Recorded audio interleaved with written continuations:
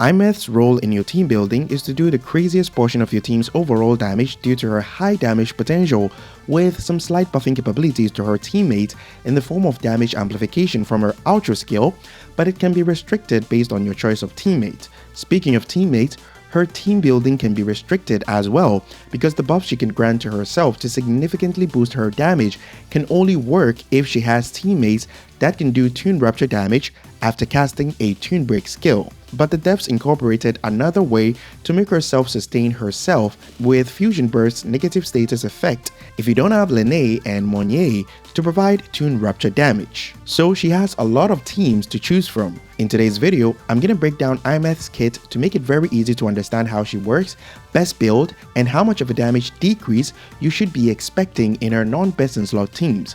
Keep in mind that every footage used in this video was captured on the creator server, so some things may be subject to change upon official release. Without further ado, let's get right into it.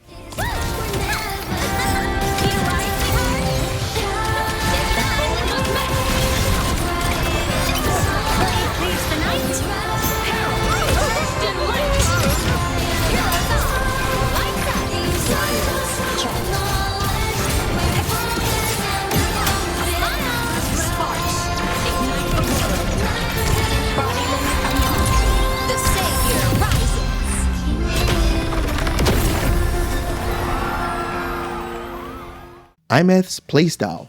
She can transition between the mech form and the human form with her normal skill. You don't have to keep track of what form she's in because it doesn't really matter unless you're playing her in quick swap teams, but that'll be in a separate video.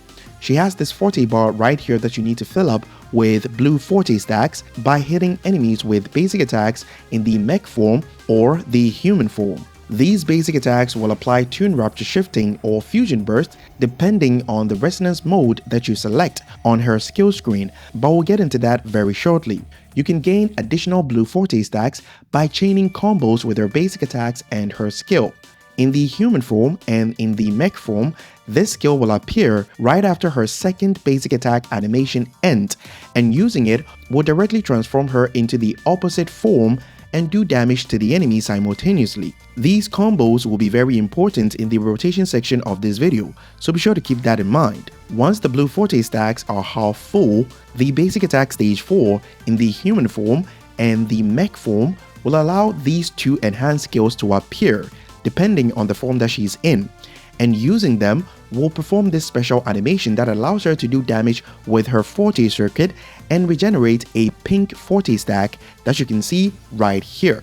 Keep in mind that these animations does not stop time per my testing, so you need to rotate properly when using hybrids like Changli, whose ultra buff lasts for only 10 seconds. Another thing to keep in mind is that the damage from the forte circuit or the enhanced skill will be different based on which resonance mode you're using, so let's break down each one, starting with the Toon Rupture mode. In this mode, basic attack stage 3 and 4 in the human form and in the mech form will both apply Toon Rupture Shifting like Lene. The enhanced skill from the forte will do the default damage considered as liberation damage and 5 additional instances of Toon Rupture damage, as you can see right here. Keep in mind that this is a special Toon Rupture damage that does not require you to cast Toon Break skill to activate. Now, we all know that casting a Toon Break skill on an enemy inflicted with Toon Rupture Shifting will do a corresponding Toon Rupture damage from Monnier and Lene. But if you're running Aemeath, it will generate 10 Rupture Trail stacks per the number of teammates that can do Toon Rupture damage after casting a Toon Break skill. So when running Monnier, Lene, and Aemeath, you do 3 instances of Toon Rupture damage, which corresponds to 30 Rupture Trail stacks, because Aemeath can also do Toon Rupture damage like Monnier and Lene.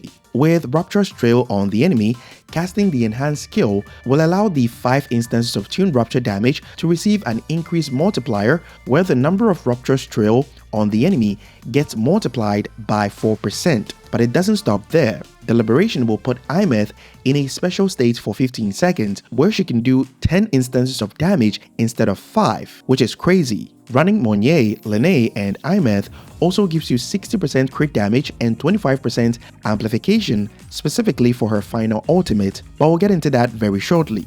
In the Fusion Burst Resonance mode, she can now generate Fusion Burst with basic attack stage 3 and 4, but each Fusion Burst application will apply a corresponding Fusion Trail on the enemy, as you can see right here, so it's a 1-to-1 ratio. However, as soon as the Fusion Burst exceeds 5 stacks, it explodes, and the damage you get from it is equivalent to having 10 Fusion Burst stacks on an enemy.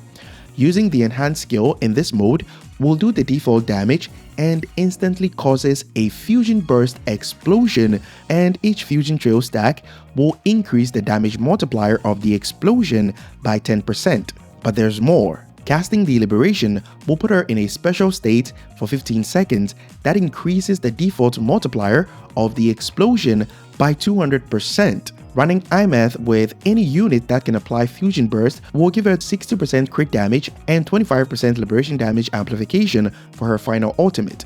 At the moment, there's nobody that fits that description. It's also worth mentioning that casting the Liberation after an intro skill in all the 2 modes will give Aemeath 2 pink Forte stacks, so you just need to use the enhanced skill from the Forte circuit to do damage twice during her rotations. With all that said, here is the easiest combo you need to follow when playing Aemeath. You intro, basic attack, which will start from stage 3 up to stage 4, cast her Liberation, which should now fill half of her blue Forte stacks, and the enhanced skill will now be available, so use it. Basic attack up to stage 4, skill, basic attack up to stage 4 again, and then use the enhanced skill to get full pink Forte stacks. Heavy attack, and then press skill or Liberation to cast the final ultimate. Keep in mind that this is the simplest rotation for S0 Aemeath, but it has some issues like long field times, which can make you lose outro buffs when you get interrupted or dodged too often, so it will be modified for high and consistent damage in the rotation section of this video. For exploration, Aemeath has an inbuilt flight mode that can be activated using your utility button, but it can only be accessed if she's in the mech form. Team building. I tested Toon Rupture and Fusion Burst teams, so let's start with the Toon Rupture teams. All damage will be compared to the S0R1 Monnier, Lene, and Aemeath team composition, so think of this as a more standard team composition for Aemeath. First place was S1 Monnier with Discord Broadblade, Lene, and Aemeath team composition. The final ultimate increased by 5.6% compared to the S0R1 Monnier team with a clear time of 56 seconds. With this team, you can easily hit 1 million damage in the 3rd and 4th floor of the middle tower with their final ultimate. Second place goes to the standard team itself, which is the S0R1 Monnier, Lene, and Aemeath team composition. The only issue with this team is that Monnier's 40% damage bonus from the Forte circuit does not last long enough for Aemeath even if you Toon Break with her before she starts doing damage. That's why S1 Monnier is a must if you want Aemeath to reach her highest damage potential in her best in slot team composition. Third place was the S0 Shorekeeper, Lene, and Aemeath. The final ultimate decreased by 24.6%, and the Toon Rupture damage from the Forte circuit also decreased by 18% compared to using S0 Monnier as Shorekeeper's replacement, because I could only generate 20 Rupture Trail stacks instead of 30. The Toon Rupture damage that you see here is the one that I did in the second rotation, because you won't be able to Toon Break bosses early in the first rotation without Monnier's 50% off tune build-up rate, but the clear time was very similar to the S0 Monnier team that we are comparing it to, and that's because the enemy didn't have that much HP. Fourth place was the Verena, Lene, and Aemeath team composition.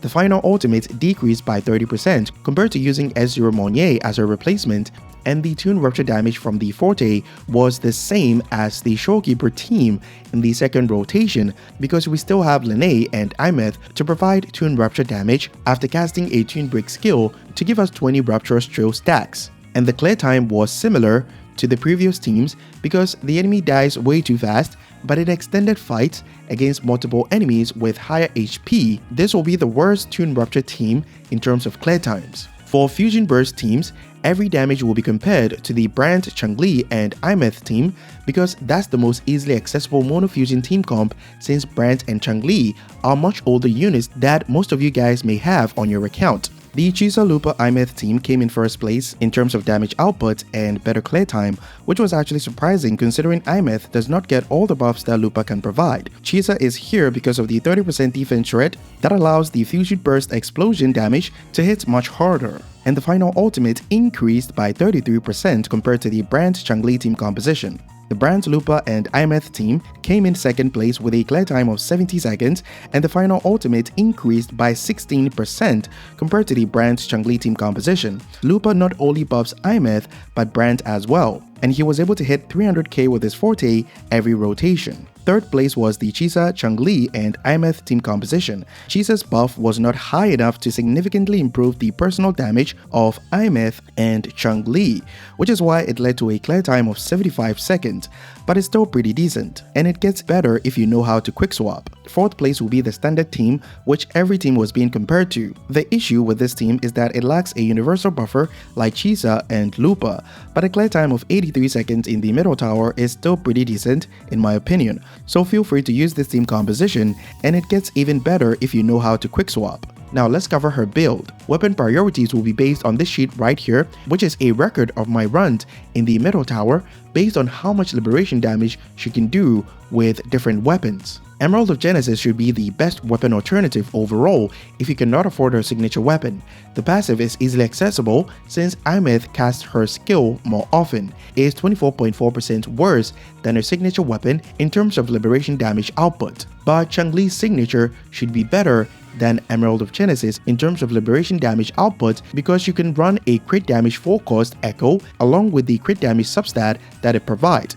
But this will eat up a lot of resources because you have to optimize your build to get at least 50% crit rate so that you can reach 70% or more total crit rate if we take the 20% crit rate from her echo set into consideration. Running such build makes Changli's signature 12.8% worse compared to her signature weapon, but with a crit rate focus, it's about the same as Emerald of Genesis in terms of damage output. Keep in mind that the passive is useless here, so the value comes from the crit damage substat. Camellia's weapon and Choyan's weapon will have about the same performance as Emerald of Genesis. For her echoes, Trailblazing Star will be her best in slot. It provides up to 55% total damage bonuses in addition to 20% crit rate, but you can use Flaming Clawprint if you already have a decent set while farming and optimizing the Trailblazing Star echo set because Aemeath can easily get all the buffs that it provides. Run crit damage full cost for all weapons since most of them provides a crit rate substat. Your 3 costs should be double fusion damage bonuses, and the 1 cost will be attack percentage. Substats priority will be crit rate, crit damage, and liberation damage bonus. Talent priority will be the Forte Circuit and Liberation. You can leave the rest at level 6 and level them up later when you have a lot of resources because they don't scale off liberation damage. Rotations. I'll be covering the rotations for the best in slot team with S0 Monnier since a lot of you guys might not have S1, but I'll break down the rotations for the other team compositions in separate videos.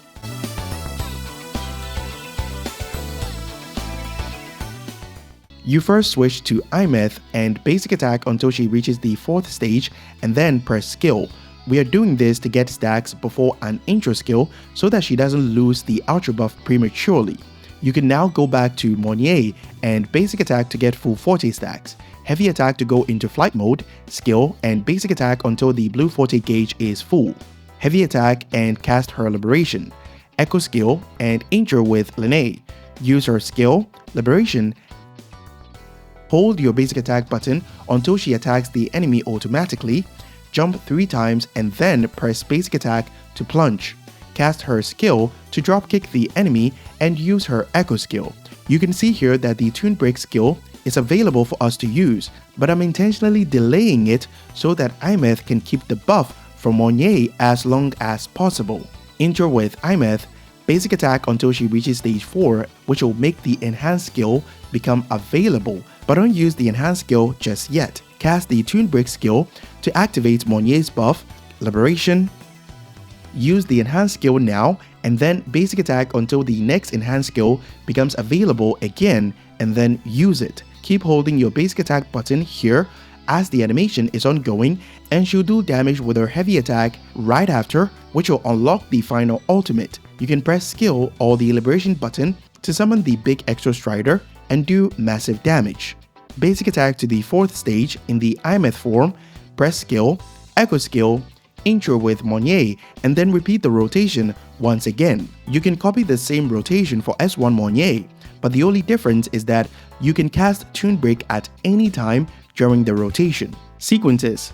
S1 is her best early sequence. It makes the heavy attack she does to unlock the final ultimate hit like a truck. Second part gives you more blue stacks after casting the heavy attack only if she's out of combat for more than 4 seconds, so it's mostly useful in the overworld and can also be used as an opener before the first rotation and endgame start. And what I mean by opener is that you can now use the heavy attack, then pop the normal liberation to do damage as you would do after an intro skill like the rotations that I covered earlier, before you even begin the first rotation from your sustain, buffer, and then to Aemeath. The third part makes her apply Fusion Trail or Rupture's Trail to multiple enemies in multi-wave content like Whimper Waste. S2 buffs the default damage multiplier of the enhanced skill by 100%. The damage multiplier of her tuned Rupture damage from her enhanced skill is also increased in increment of 20% up to 100% against the same target, so it's mostly useful in endgame modes like the Tower of Adversity. And the Fusion Burst explosion damage after casting the enhanced skill now becomes way too overpowered. You also get a free Fusion Burst explosion when an enemy dies, which synergizes really well with the third part of her S1 if you're using the Fusion Burst resonance mode. S3 makes the normal ultimate and the final one hit much harder.